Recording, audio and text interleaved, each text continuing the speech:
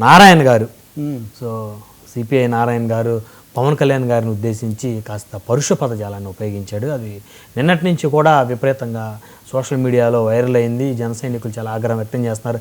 ఆయన ఒక senior politician, అనుభవజ్ఞుడు, వయసు కూడా చాలా పెద్దవాడు. మరి ఆయన అట్లా బూతులతోటి ప్రసంగం అనేది మీరు చూసే ఉంటారు. ఆయన మాట్లాడింది ఎందుకు మాట్లాడాల్సి వచ్చింది సార్ అలా?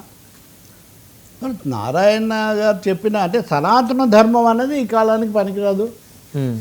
సనాతన ధర్మం అప్పటిది. సనాతన ధర్మం అంటే సతీ సహగమనం, కుల వివక్ష, అసమానతలు, మూఢనమ్మకాలు అనేకం ఉంటాయి. కాబట్టి అది దాని పేరులోనే ఉంది కదా సనాతనం.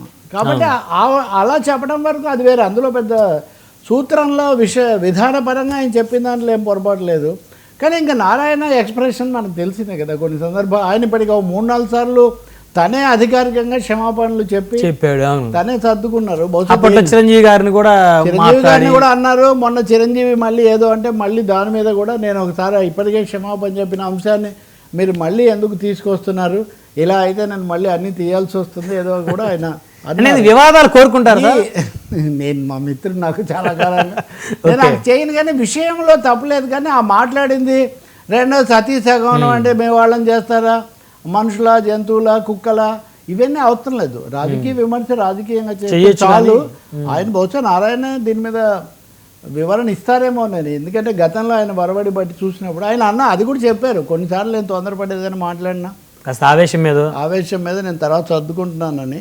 కాబట్టి విధానపరంగా ఆ మాటలు చెప్పడంలో ఏం లేదు. కానీ ఇదిగో జంతువులు ఇలాంటివన్నీ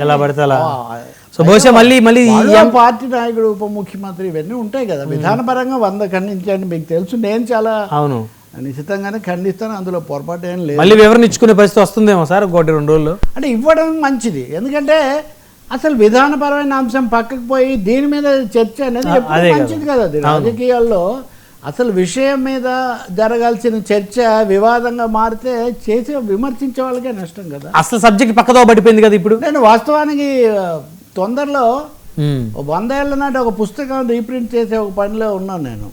అది ఏంటంటే సనాతన ధర్మం అస్పృశ్యత నివారణ ఖండనము. ఆ పుస్తకం పేరు అస్పృశ్యత నివారణ తప్పు అని ఖండనము. ఓకే. ఆ పుస్తకం కాపీ కూడా నా దగ్గర ఉంది. ఇప్పుడు అది రెడీ అవుతూ ఉంది. అంటే అలాంటి 100 ఏళ్ల కిందటిదే, మరీ పాతది కూడా కాదు. కాబట్టి ఇవన్నీ ఎప్పుడో 1000 సంవత్సరాల కిందవి ఇప్పుడు ఉన్నాయా అది ఇది అంటే వాళ్ళకన్నిటికీ జవాబులు. మనం ఇంకా అంశాలు కూడా చర్చించబోతున్నాం. కాబట్టి మూఢత్వాన్ని, శాంతతత్వాన్ని సనాతన పేరుతో నెత్తికెత్తుకోవద్దు అని చెప్పడంలో ఏమీ తప్పులేదు. కానీ ఆ ఉపయోగించిన చెప్పిన తీరు, ఆ వాడిన కొన్ని పదాలు మటుకు అవి అభ్యంతరకరంగా ఉన్నాయి. ఆయన వాటిని సర్దుకుంటారని నేను అనుకుంటున్నాను. చూడాలి మరి ఇంకేం జరిగింది. గతంలో ఇప్పుడు గీతారెడ్డి గారికి మాట్లాడినప్పుడు, చిరంజీవిని మాట్లాడినప్పుడు 2-3 సార్లు చెప్పారు, సారీలు చెప్పారు. ఆయన క్షమాపణలే చెప్పారు, ఇంకా శశభిషలు లేకుండా. ఇప్పుడు మరి క్షమాపణ కొని తెచ్చుకుంటారు, సవరణ వివరణ ఏదో ఒకటి నెత్తి మీద తెచ్చుకుంటూ ఉంటారని జాగ్రత్తగా సంయమనం అనేది అందరికీ అవసరమేనండి. అది ఉదాహరణకు పవన్ కళ్యాణ్ కూడా చాలాసార్లు మనం చెప్తుంటాం కదా, సంయమనం అనేది ఒకటి అవసరమే.